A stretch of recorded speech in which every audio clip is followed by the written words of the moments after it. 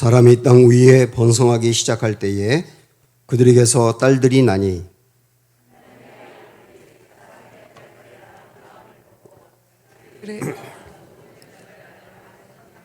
여호와께서 이르시되 나의 영이 영원히 사람과 함께하지 아니하리니 이는 그들이 육신이 됨이라.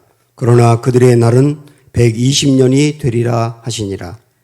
당시에 땅에는 네피림이 있었고 그 후에도 하나님의 아들들이 사람의 딸들에게로 들어와 자식을 낳았으니 그들은 용사라 고대의 명성이 있는 사람들이었더라. 여호와께서 사람의 죄악이 세상에 가득함과 그의 마음으로 생각하는 모든 계획이 항상 악할 뿐임을 보시고 땅 위에 사람 지으셨음을 한탄하사 마음에 근심하시고 이르시되 내가 창조한 사람을 내가 지면에서 쓸어버리되 사람으로부터 가축과 기는 것과 공중의 새까지 그리하리니 이는 내가 그것들을 지었음을 한탄함이니라 하시니라.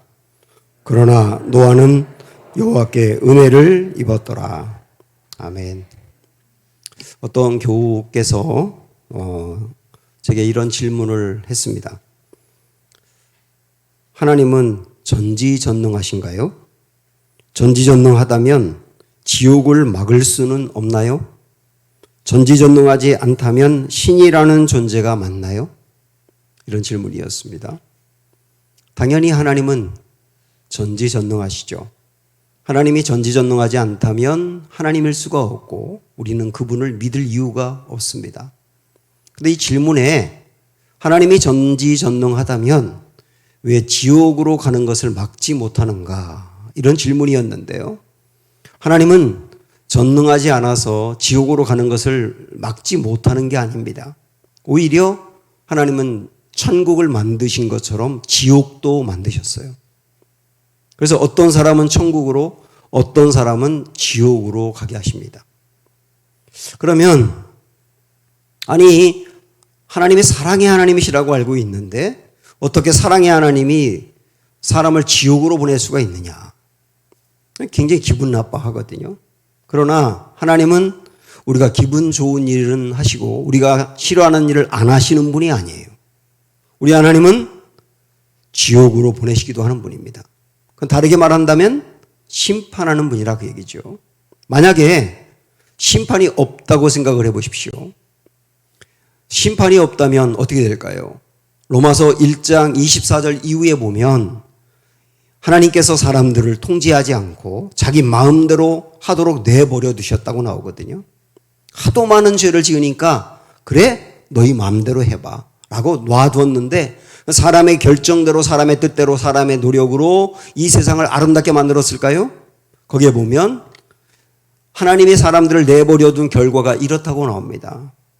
피조물을 하나님처럼 조물주처럼 섬기는 사람들, 게다가 모든 불의, 추악, 탐욕, 악의, 시기, 살인, 분쟁, 사기, 악독이 가득하고 하나님이 미워하는 것들을 적극적으로 행하는 것. 이것이 결국은 심판이 없다고 생각하며 사는 사람의 실체라고 하는 겁니다. 심판을 생각하지 않고 자기들이 주인이 되어서 세상을 결정하려고 했던 나치라든지 공산주의가 만들어낸 세상이 어떠한지 우리 알고 있지 않습니까? 심판이 있다는 걸 알기 때문에 수많은 세상의 죄와 불의와 폭력을 제어할 수가 있습니다. 사람들이 심판이 있다는 걸 알기 때문에 이 마음의 욕망대로 다 하질 않게 되거든요. 심판이 없다면 내가 억울한 일을 당했을 때 반드시 내가 복수하려고 할 겁니다. 그러면 그 사람은 또다시 나를 공격할 거고 나는 또 복수하려고 할 거고 이 악순환이 반복되고 끊이지 않을 거예요. 얼마나 세상이 혼란스럽겠습니까? 심판이 있다는 것을 알기 때문에 내가 원수를 갚지 않고 하나님께 맡길 수 있는 거거든요. 여러분께서 사랑의 하나님을 믿으시나요? 하나님은 사랑이 많고 용서하고 용납하는 분이라는 걸 믿으시나요? 어떻게 믿게 되었죠? 성경을 통해서 믿게 되었죠. 성경을 통해서 하나님의 사랑의 하나님이라는 걸 믿는다면 여러분은 하나님이 심판하는 분임도 믿으셔야 됩니다. 왜냐하면 성경에는 똑같이 그렇게 나와 있으니까요. 우리가 하나님의 사랑의 하나님이요 동시에 심판하신 하나님이라고 다 믿든지 아니면 다 거부하든지 해야지 내 구미에 좋은 것만 선택하고 신앙이라고 하는 건 취사 선택하는 게 아닙니다. 내가 받아들였을 때 기분이 좋은 거는 믿고 내가 기분이 싫은 거는 거부하고 그런 신앙은 굉장히 위험한 거예요. 둘 다를 믿을 수 있어야 된다는 거예요. 오늘 우리는 좀 불편할 수 있지만 심판의 이야기를 해보려고 합니다. 노아 시대 때 있었던 홍수는 심판 이야기거든요. 그 노아 때 홍수 이야기가 성경에 있는 것은 앞으로 이 세상에 마지막 심판이 있다는 것을 미리 보여주는 것이고 이 땅을 우리가 살아가는 동안도 심판을 당할 수 있다는 걸 보여주기 때문에 굉장히 중요합니다. 그래서 우리는 이 심판 이야기를 크게 이 두 가지 각도에서 한번 살펴보려고 합니다. 하나는 왜 노아 시대 때 홍수 심판이 왔는가 라고 하는 심판의 원인을 살펴보려고 하고 또 그 다음에는 하나님은 심판을 보며 우리가 어떤 마음을 갖기 원하시는가 라고 하는 두 가지 각도에서 보려고 합니다. 먼저 왜 심판이 왔을까요? 창세기 6장은 심판이 온 이유를 정확하게 이렇게 1절 2절에서 밝힙니다.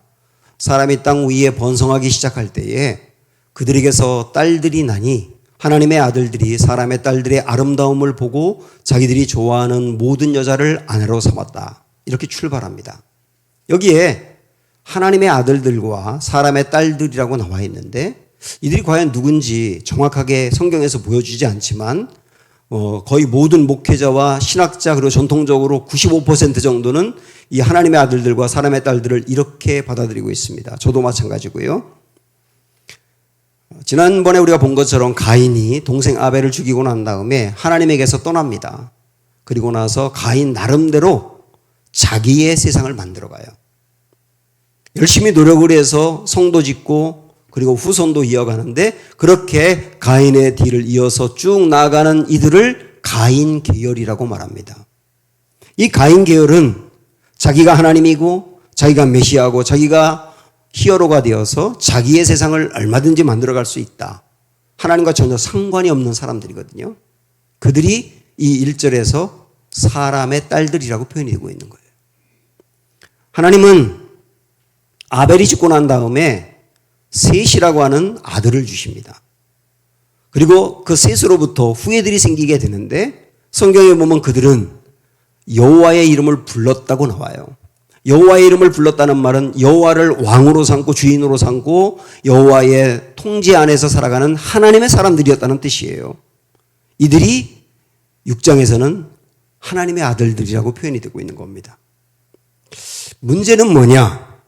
이 말씀에서 보듯 셋 계열인 하나님의 아들들, 하나님을 믿는 사람들이 가인의 계열인 사람의 딸들, 하나님과 상관이 없는 사람들과 결혼했다는 얘기거든요. 이건 진짜 결혼했다는 이야기도 되고 결혼이라고 하는 것은 최고로 가까워지는 관계이기 때문에 결국 하나님의 사람들이 세상의 사람들과 완전히 뒤섞였다는 걸 말하는 거예요. 그들의 생각, 실제의 삶, 그들이 추구하는 가치관, 문화, 모든 것들이 뒤섞여서 전혀 구분이 안 됐다는 얘기입니다.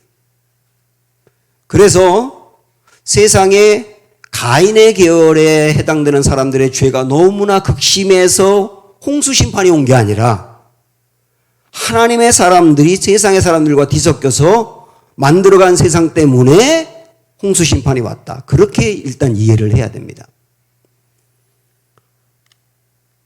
그런데 그렇게 하나님의 사람들과 사람들 사이에서 하나가 되어가지고 자녀가 태어나는데요. 그 자녀들을 4절에 보니까 네피림이라고 말을 합니다. 당시에 땅에는 네피림이 있었고 그 후에도 하나님의 아들들이 사람의 딸들에게로 들어와 자식을 낳았으니 그들은 용사라 고대에 명성이 있는 사람들이었더라. 그렇게 말씀합니다. 여기 네피림이라고 나오는데 이는 특정한 한 사람을 얘기하는 게 아니에요.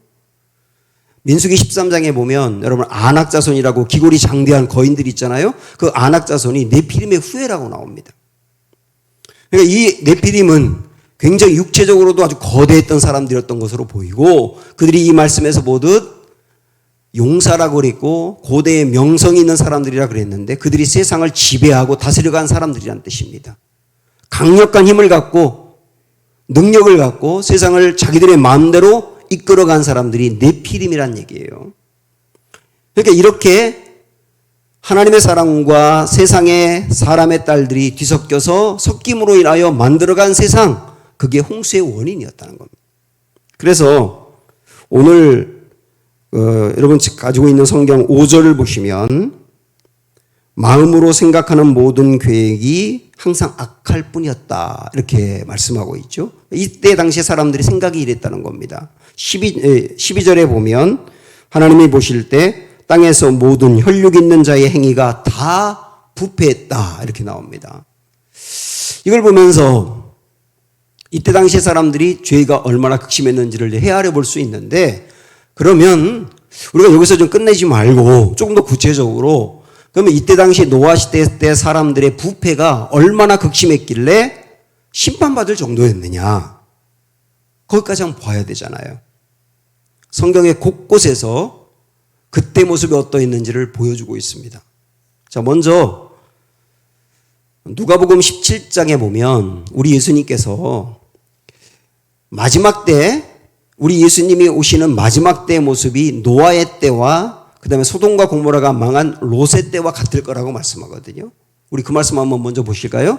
노아의 때에 된 것과 같이 인자의 때에도 그리하리라. 노아가 방주에 들어가던 날까지 사람들이 먹고 마시고 장가들고 시집가더니 홍수가 나서 그들을 다 멸망시켰으며, 또 롯의 때와 같으리니 사람들이 먹고 마시고 사고 팔고 신고 집을 짓더니 롯이 소돔에서 나가던 날에 하늘로부터 불과 유황이 비오듯 하여 그들을 멸망시켰느니라. 인자가 나타나는 날에도 이러하리라. 그러니까 우리 예수님 분명히 뭐라고 말씀하셨느냐면 마지막 때는 노아의 때와 같고 롯의 때와 같을 거라고 그러셨어요. 그런데 이 말씀에서는 우리 예수님은 노아의 때와 롯의 때는 사람들이 먹고 마시고 장가들고 시집가고 사고 파는 일상적인 일에만 너무 집중했다. 그래서 하나님을 찾지 않았고 영적인 거, 심판 이런 거 생각을 안 했다. 이런 걸 우리 예수님이 지적했다고 말씀드렸잖아요. 예수님이 그런 각도에서 이 말씀을 보신 거예요. 열심히 살긴 했지만, 일상적인 삶을 충실하게 살긴 했지만, 그러나 영적인 것에 관심이 없었다 하는 것을 예수님이 그 분야로 강조하신 것일 뿐이지, 노아의 때의 사람들과 롯의 때의 사람들이 죄가 없었다는 얘기가 절대 아닙니다. 자, 그러면 그들이 어떤 죄가 있었는지를 이제 다른 성경으로 보시면, 여러분 한번 성경 가지고 계시면 베드로후서 2장을 한번 펴보시죠. 베드로후서 2장, 신약성경 385쪽인데요.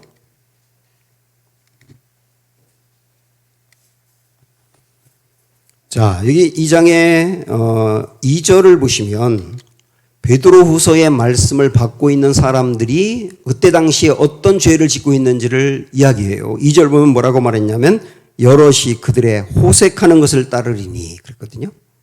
그러니까 이때 당시에 베드로후서의 말씀을 받고 있는 사람들이 짓는 가장 큰 죄가 호색이라고 나옵니다. 호색이 뭐예요? 성적인 타락이거든요. 그래서 그걸 얘기한 다음에 5절로 넘어가면 옛 세상을 용서하지 아니하시고 오직 의를 전파하는 노아와 그의 7 식구를 보존하시고 이렇게 나옵니다. 그 다음에 노아의 얘기를 하는 겁니다. 노아 때 노아와 그의 가족만 구원을 받았다. 이런 얘기를 하므로 결국 노아 시대 때 사람들이 지은 죄가 어떤 것임을 보여주죠? 어떤 거라는 거예요? 호색했다는 거예요. 결국 노아 시대 때 사람들이 죄가 극심했는데 그 죄의 가장 극한 부분이 호색이었다는 거예요. 호색. 자, 그 다음에 6절, 7절, 이건 이제 스크린에도 나오는데요. 거기 보시면 이어서 우리 예수님 말씀하신 것처럼 소돔과 고모라의 멸망을 이야기합니다. 이들은 왜 멸망받았을까요? 소돔과 고모라 성을 멸망하기로 정하여 재가 되게 하사 후세에 경건하지 아니할 자들에게 본을 삼으셨다. 경건하지 않아서 그들이 심판받았다는 것인데 그 경건하지 않은 모습이 7절에 나옵니다. 어떤 겁니까? 무법한 자들의 음란한 행실로 말미암아 고통을 당하는 의로운 롯을 건지셨으니 라고 말씀하죠. 그러니까 소돔과 고모라 성이 멸망받은 죄가 뭐였느냐? 음란한 행실이었다는 거예요. 우리는 창세기에서 알고 있습니다.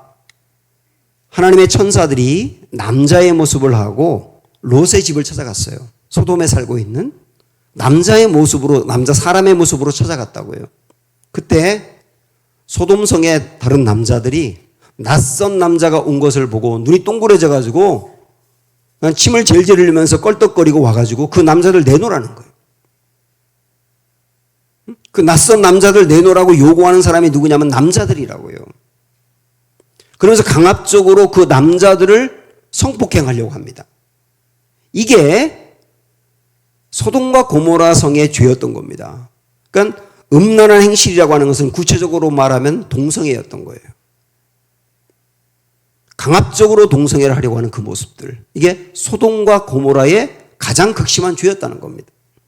자, 이번에는 우리 유다서 말씀으로 가서 한 번 더 확인을 하면, 여러분 성경에 조금만 뒤로 넘어가면 계시록 앞에 유다서가 있거든요. 이 스크린에도 올릴 텐데, 유다서의 말씀을 받고 있는 사람들이 짓는 죄는 어떤 것이었느냐. 4절을 한번 보십시오. 이는 가만히 들어온 사람 몇이 있음이라. 그들은 옛적부터 이 판결을 받기로 미리 기록된 자니 경건하지 아니하여 우리 하나님의 은혜를 도리어 방탕한 것으로 바꿨다. 이렇게 말씀합니다. 그러니까 유다서의 말씀을 받는 그때 당시에 사람들이 짓는 가장 큰 죄가 뭐냐? 방탕이라고 나옵니다. 자, 조금 더 구체적으로 7절, 8절로 넘어가서 이어서 보시면 소돔과 고모라 얘기를 또 연결해 가고 있는 겁니다. 보세요. 소돔과 고모라와 그 이웃 도시들도 그들과 같은 행동으로 음란하며, 그 다음에 뭐라고 말씀하느냐면 다른 육체를 따랐다 이렇게 말씀합니다. 이 다른 육체를 따랐다는 게 뭔지 아세요? 이게 바로 동성애를 말하는 거예요. 정상적으로 남자와 여자가 성적으로 관계를 맺어가는 게 아니라 다른 육체, 남자가 남자, 여자가 여자를 따르는, 그 다른 육체를 따르는 동성애를 말하고 있거든요. 자, 조금 더 보면 육체를 따라가다가 영원한 불의 형벌을 받음으로 거울이 되었느니라. 이런 성적인 타락을 범한 사회는 멸망을 받는다고 거울로 보여진 게 소돔과 고모라의 멸망이라는 거예요. 그러한데 꿈꾸는 이 사람들도 그와 같이 육체를 더럽히며 권위를 업신여기며 영광을 비방하는도다. 이렇게 말씀하면서 결국은 소돔과 고모라 성의 가장 큰 죄가 육체를 더럽힌 것이었다는 것을 알 수 있습니다. 이 성적인 타락이죠. 그래서 10절로 넘어가 보면 성경에 보시면 이 사람들은 무엇이든지 그 알지 못하는 것을 비방하는도다. 또 그들은 이성 없는 짐승같이 본능으로 아는 그것으로 멸망하느니라.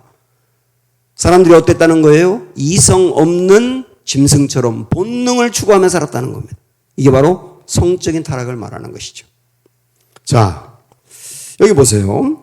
그러니까 오늘 우리가 보고 있는 창세기 6장, 또 누가복음 17장, 베드로후서 2장, 유다서 1장의 말씀에서 반복적으로 왜 노아 시대 때 홍수가 왔느냐, 그리고 소돔과 고모라는 왜 멸망을 받았느냐라고 하는 것을 특정해서 얘기합니다. 왜 그렇다는 거예요? 성적인 타락이라는 거예요. 디모데후서 3장에서도 마지막 때의 죄들을 이야기하면서 3장 3절에 이런 말씀을 합니다. 사람들이 쾌락을 사랑하는데 얼마나 사랑하느냐면 하나님보다 더 사랑하더라는 거예요. 쾌락을 하나님보다 더 사랑했다. 쾌락의 핵심이 뭐예요? 성적인 타락이죠. 어떤 사람들은 이런 질문을 합니다. 하나님이 가나안 땅에 살고 있는 사람들을, 멀쩡히 살고 있는데 그들을 왜 내쫓고 이스라엘 백성들에게 그 땅을 주었는가? 하나님은 폭력적인 거 아니냐? 이렇게 질문합니다. 충분히 할 수 있는 질문이죠.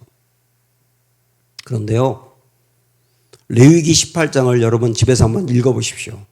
레위기 18장에 보면 이때 당시에 가나안에 살고 있는 사람들의 죄가 어떠했는지를 구체적으로 열거합니다. 도저히 읽을 수가 없어요. 너무 민망하고 토할 것 같아요. 그때 당시에 가나안 땅에 살고 있는 사람들이 범죄를 저지르는데 대부분이 성적인 죄예요. 근친상간, 아들이 엄마하고 아버지가 딸하고 할아버지가 손녀하고 이모하고 고모하고 있을 수 없는 이 짓을 일상적으로 했다는 거예요. 짐승하고 교합하는 수간, 남자와 남자가 여자가 여자가 함께 결합하는 동성애, 이런 일들이 아주 그 땅에서 빈번하게 일어났다는 거예요. 그래서 성경이 뭐라고 말씀하느냐면 가나안 그 땅이 도저히 그들을 받아들일 수 없어서 그들을 토해냈다는 거예요. 너무 그 죄가 심하니까 그들을 도저히 감당을 못해서 토해냈다. 그래서 그들을 토해내고 그 땅을 거룩하게 하라고 이스라엘 백성들이 들어갔다는 얘기지요. 오늘날은 다를까?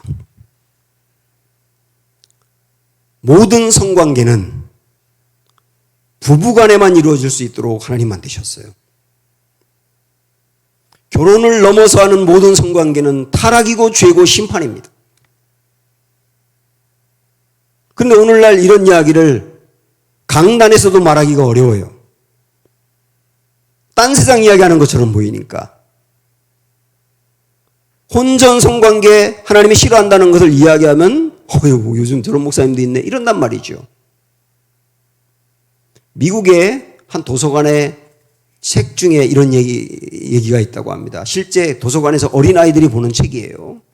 그림책인데 두 여자가 아이를 양쪽에 손잡고 걸어가는 가정의 이야기입니다. 그 두 여자가 부부예요. 두 여자가 부부가 되어서 아이를 입양해서 키우는 그 가정의 모습을 어린아이들에게 보여주는 거예요. 우리는 다를까? 젊은 세대에게 동성애에 대해서 어떻게 생각하는지 물어보세요. 어른들하고 정말 다르게 생각할 가능성이 대단히 높습니다. 지금 노아 시대와 롯 시대의 물과 불로 멸망당한 일들을 그 한국에서는 너무나 자연스럽게 행하고 있는 거예요. 이전에는 턱도 없는 일들이 지금은 문화와 매체를 타고 당연한 것처럼 받아들여지고 있습니다. 다시 말씀드리지만 모든 성관계는 가정 안에서 부부간에서만 이루어지게 하나님 만드셨어요. 그것을 넘어서는 것은 다 죄요 타락이고 멸망이고 심판을 불러오는 일이에요. 핸드폰과 컴퓨터로 계속 보고 있는 야한 동영상들 이제 여러분 버리셔야 됩니다. 자녀들에게 동성애가 왜 죄인지에 대해서 정확히 알려주고 정확히 판단하고 성경적으로 가도록 이끌어 가셔야 됩니다. 요즘 다 그러니까라고 슬그머니 가는 게 아니에요. 이 모든 일들은 심판을 불러오는 일들을 행하고 있기 때문입니다. 교회가 세상과 섞이는 것은 생각, 학문, 가치관, 문화 등 많이 있지만 무엇보다 강력하게 경고하는 것이 성적인 타락이 세상과 섞이면 안 된다는 것. 왜요? 그게 노아 시대 홍수와 롯 시대의 불로 멸망받은 원인이 되기 때문이에요. 하나님은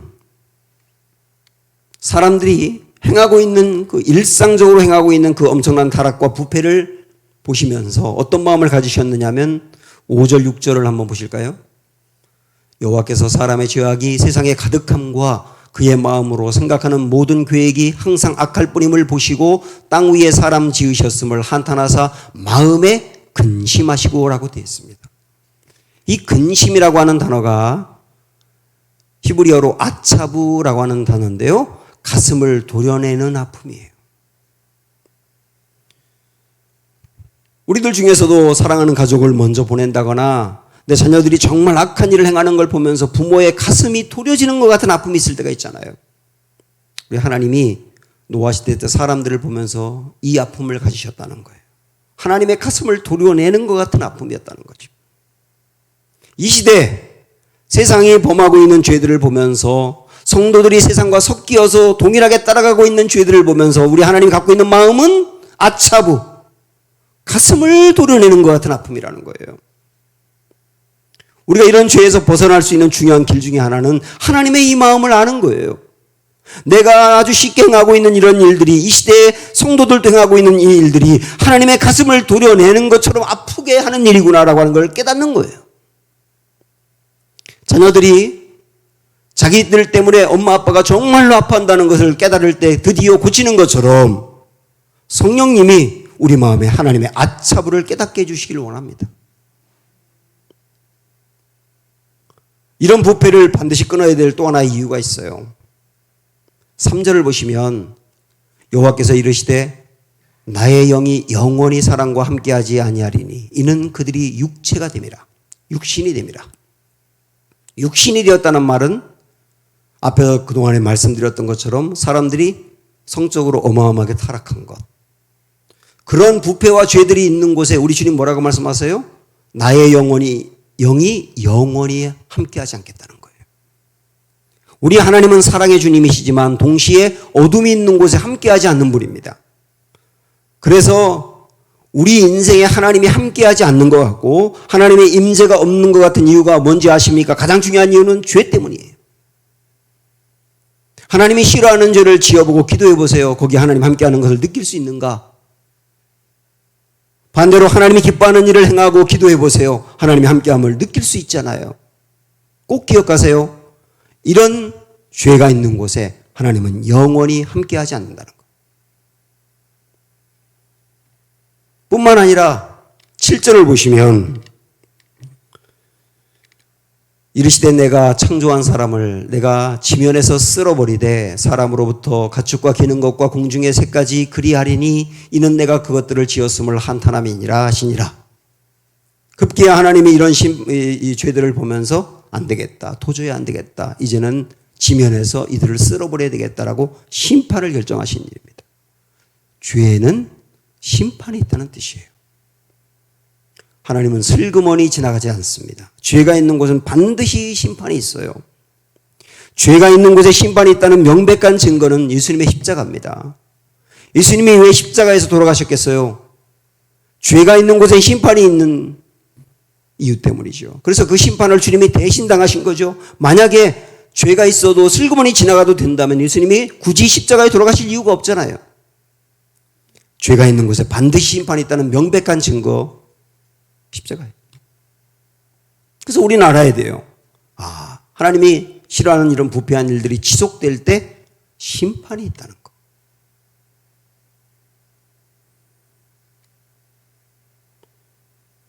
여기서 동시에 우리가 같이 알아야 될 것. 먼저 우리가 알아야 될 것은 죄가 있는 곳에 심판이 있다는 거고요. 동시에 알아야 될 것은 하나님은 심판을 해야 하지만 심판하고 싶지 않은 하나님의 마음도 같이 알아야 되는 겁니다. 심판할 수밖에 없어요. 그런데 정말 하나님의 마음은 심판하고 싶지 않아요. 그 마음도 같이 읽을 수 있어야 돼요. 우리 한번 3절을 보시면 여호와께서 이르시되 나의 영이 영원히 사람과 함께하지 아니하리니 이는 그들이 육신이 됨이라. 그 다음 뭐라고 말씀합니까?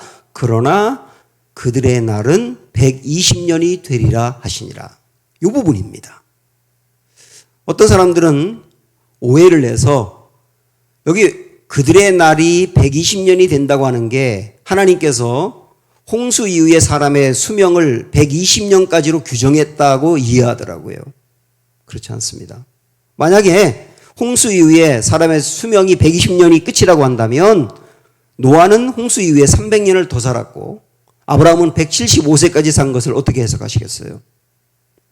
여기서 말하는 그들의 날은 120년이 되리라 그 말은 이런 의미입니다. 수명을 말하는 게 아니라 하나님이 이 세상을 심판할 거야. 그러나 그 심판은 120년 후에 할 거야 이 말이에요. 120년이라고 하는 그 기간을 유예로 두신 거예요. 당장이라도 심판하고 싶지만 그 심판을 120년 후로 미룰게 그 말이에요.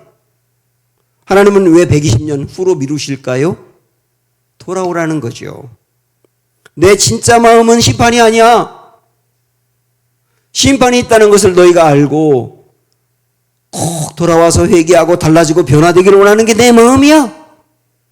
그 돌아올 수 있는 기간으로 120년을 둔 거예요. 그리고 베드로에 있는 말씀을 보면 이 기간 동안 방주를 노아가 만들면서 방주만 만든 것이 아니라 사람들에게 의를 전파했다고 나오거든요.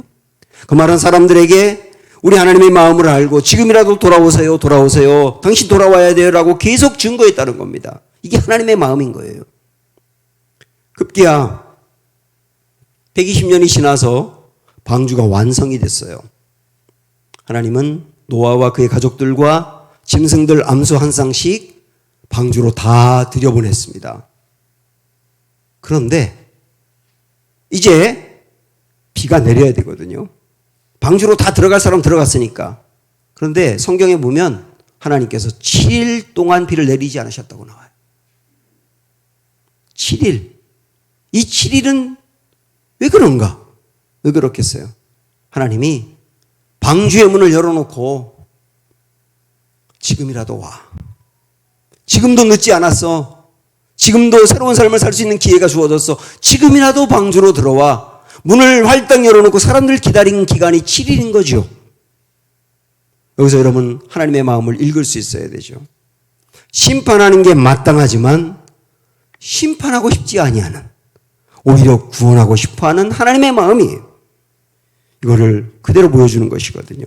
그래서 디모데전서 2장 4절에 하나님은 모든 사람이 구원을 받으며 진리를 아는 데 이르기를 원하시느니라. 여호수아에 보면 도둑질을 한 아간이라는 사람이 심판당하는 이야기가 나오는데요. 아간이 하나님의 말씀을 어기고 몰래 도둑질을 해서 이스라엘이 전쟁에서 패하고 큰 어려움에 빠졌습니다. 이때 우리 생각 같으면 하나님이 여호수아에게 너희가 왜 어려움을 당하는지 알아? 아간이라는 녀석 때문이야. 이렇게 알려줄 것 같아요. 그런데 하나님 어떻게 하셨느냐 하면 이스라엘 백성 전체를 모아놓고 제비뽑기를 하는 겁니다. 누구의 죄 때문이냐? 제비뽑기를 했더니 12지파 중에 유다지파가 뽑힙니다. 아간이 유다지파 사람이거든요.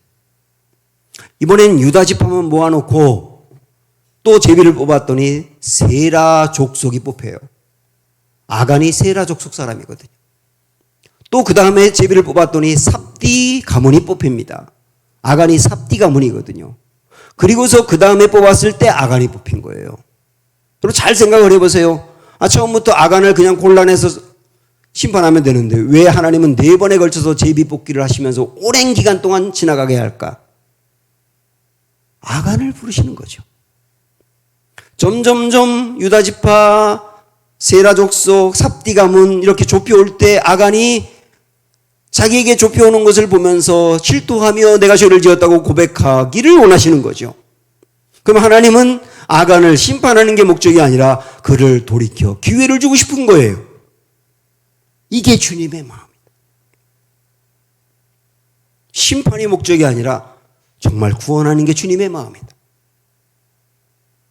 그러면 이 하나님의 마음을 읽어내는 게 중요하겠죠. 이걸 읽어내는 게 중요하겠죠. 노아는 그걸 읽어낸 사람입니다. 8절에 보면 그러나 노아는 여호와께 은혜를 얻었더라 이렇게 이제 말씀합니다. 대표적으로 번역이 잘못된 것이에요. 이 번역은 바꿔야 됩니다. 여기 그러나 노아는 여호와께 은혜를 입었더라 이렇게 번역하는 바람에 다른 사람들은 다 부패하여 죄를 지을 때 하나님이 노아에게만 은혜를 베풀어서 그는 달랐다 이런 의미로 다가오거든요. 그러니까 사람들이 그럼 왜 노아에게만 그 은혜를 베풀었나요? 라고 질문할 수밖에 없잖아요.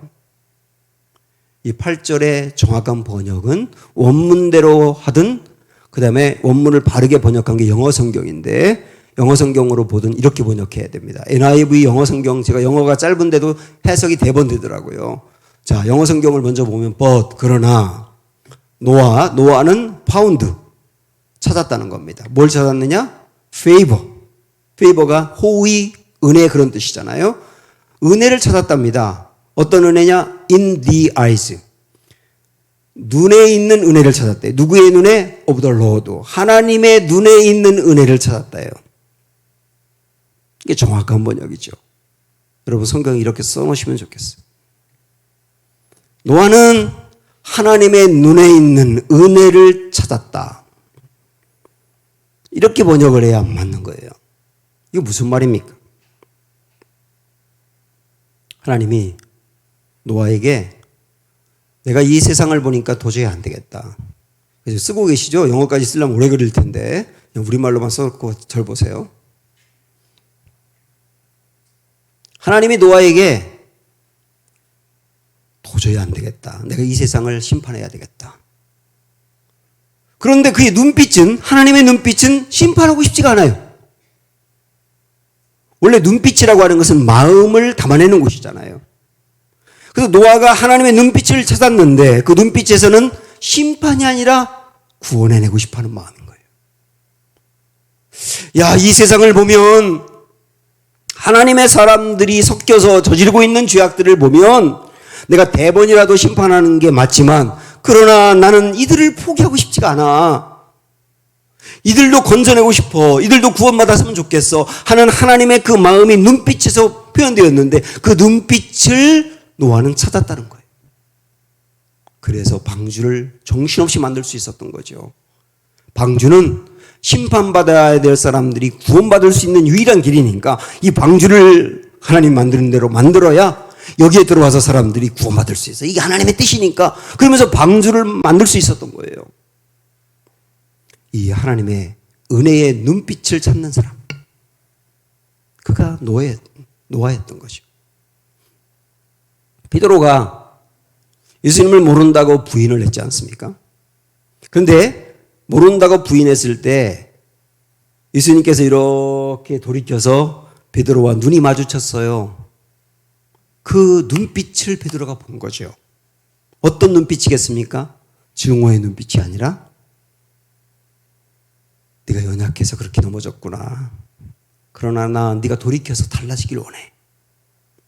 정말 베드로를 포기하지 못한 하나님의 그 사랑의 눈빛이 예수님의 눈빛에 그대로 나온 것을 베드로가 읽었기 때문에 돌이킬 수 있었던 거예요. 예레미야도 마찬가지입니다. 예레미야 3장 33절 보시면 주께서 인생으로 고생하게 하시며 근심하게 하심은 본심이 아니시로다. 하나님이 때로 우리 인생에 근심을 주는 일들, 고통을 주는 일들이 있지만 그러나 그것은 본심이 아니다. 하나님은 절대로 심판이 본심이 아니야. 하나님은 구원이 본심이야 하는 것을 예레미야가 읽고 나니까 사람들에게 계속 다니면서 정신 차리세요. 하나님의 마음을 아세요. 돌이키세요라고 말할 수 있었던 거예요. 하나님의 이 눈빛을 읽으신 대표적인 분이 예수님이십니다. 예수님은 하나님의 그 눈빛에서 마음을 읽었어요. 이 세상을 보면 포기하고 싶은데, 심판받아 마땅한데, 그러나 버릴 수 없고 포기할 수 없는, 그래서 애절하게 세상을 바라보며 좀 세상을 구원하고 싶어하는 하나님의 그 눈빛을 예수님이 읽으신 거죠. 그래서 대신 사람들이 받아야 될 심판을 우리 예수님이 대신 받기 위해서 이 땅에 오셨고 십자가에서 그 심판을 우리 예수님이 묵묵히 받아들임으로 사람들이 정말 심판이 아니라 구원받을 수 있는 길을 열어주신 거예요. 우리 예수님이 그렇게 할 수 있는 것도 하나님의 그 은혜의 눈빛을 찾았기 때문이죠. 주님은 오늘 우리들 가운데도 하나님의 그 눈빛을 찾는 이들이 있기를 원하십니다. 정말 하나님의 마음이 어떤지 이 세상을 바라보며 여러분의 가족을 바라보며 여러분의 삶을 바라보며 하나님의 정말 마음이 어떤지 심판이 아니라 구원해 주고 싶어하는 그 하나님의 마음을 여러분들이 성령의 그 은혜로 조명으로 볼 수 있고 찾을 수 있기를 하나님 원하세요. 그걸 찾으면 그걸 찾고 난 노아가 방주를 만들어서 사람들이 구원받을 수 있는 길을 열어준 것처럼 우리도 방주 되시는 주님에게 우리의 가족을 어떤 사람을 계속 인도할 수 있지 않겠습니까? 오늘 하나님이 우리 모두에게 이 은혜의 눈빛 찾을 수 있는 눈을 열어주시고 마음을 부여주시기를 주님의 이름으로 축원합니다.